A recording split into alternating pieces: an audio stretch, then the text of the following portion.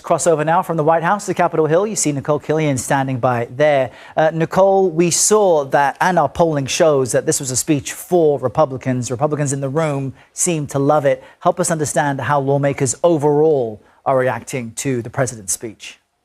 Well, I think that's not unusual. Obviously, the party in power is usually the one that are celebrating the policies, celebrating the actions of the president. And so that was no different in the case of Republicans as celebrating the accomplishments of President Trump and this theme of the renewal of the American dream. But that being said, as many of these addresses often do, they fall strictly on party lines. You probably saw that very clearly in Nancy's package in terms of some of the Democrats who walked out, Congressman Al Green, as she mentioned, who had to be escorted out. And he later told reporters, he doesn't care if he has to face a punishment over this, because a point he was trying to make is that he feels that Americans were being punished by the actions of the Trump administration with respect to some of these cuts. And there is a possibility that he could be censured. In fact, Speaker Mike Johnson suggested yesterday that he believes that some members might come forward with a resolution. So that being said, Republicans feel that Democrats' behavior last night was disgraceful, but Democrats, on the other hand, are criticizing the president's speech and his actions as disgraceful. So again, as usual here on the Hill, both sides pointing fingers at the other.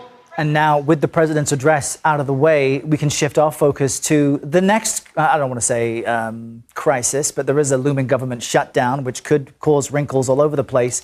Where do we stand with that?